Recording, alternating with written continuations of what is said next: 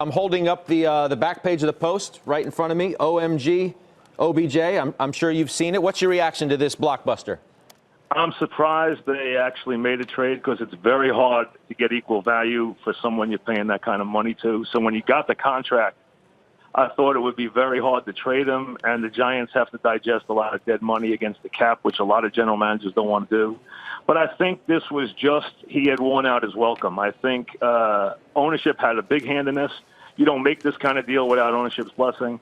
The interview he did with ESPN, the fact that he didn't play games under suspicious reasons at the end of the season, I just think he had worn them out to the point where they had enough, and they went out and made the best deal they could. And under the circumstances, I know it's not going to be popular when you trade a player of that magnitude, but to me, he was nothing but a guy who was destructive to this team from the day he arrived.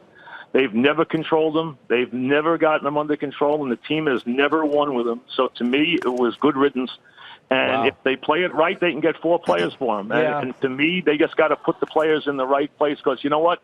They were 31-50 during the Beckham years, and he was a big part of that. And to me, they have been completely un-Giant-like since the day he walked in the door. Maybe they could become the Giants again. We deal with money every day on this show. You look at sort of the glaring statistics of this guy's deal, $95 million less than 7 months ago, and then you trade him, and as you said, take this, what is known as a sort of dead cap hit. You have that money that you're still responsible for, essentially. It's just stunning. Well, it shows you that they finally had enough. I mean, they gave him the money. They decided to make the move to make him happy. And then the things that went on finally got them to a breaking point. They should have gotten to this point years ago.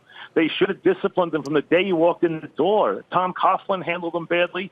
Ownership handled them badly. They coddled them. They allowed them to be dysfunctional, to destroy any kind of unity on that team, any kind of discipline on that team. And that team has been a disgrace since the day he walked in the door.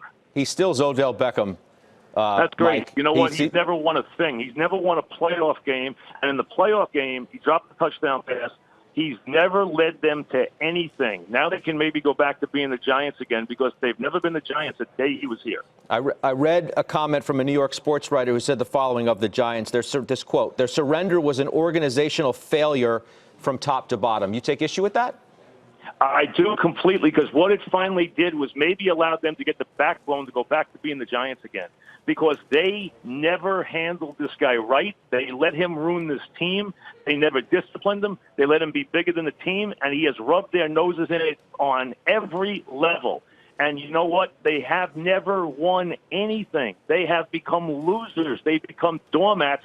Now maybe they can get back to being the Giants again. Turn these players into real players. Have some guys who want to play here. Have some guys who have some toughness and some discipline. That's how you win football games.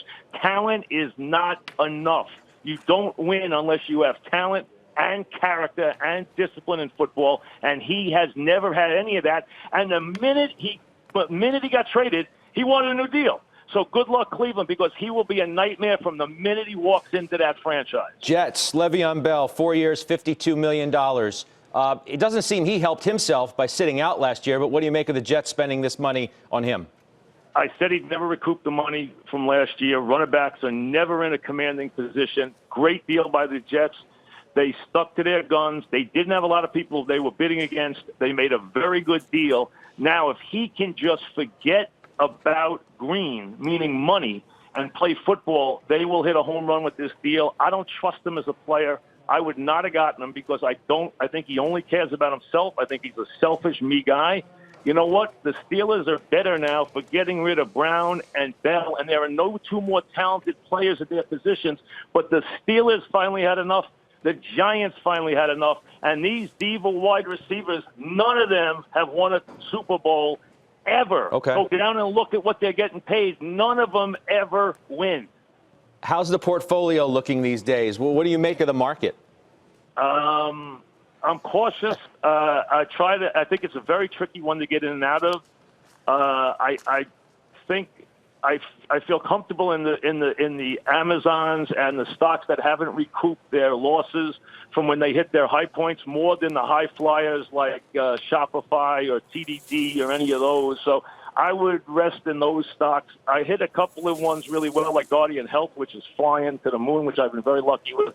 But I still trust the big ones like Apple and Amazon and Netflix and Facebook. I think they'll get back to their highs sometime in the next year. What about some of these names that you've played in the past, like an Albemarle?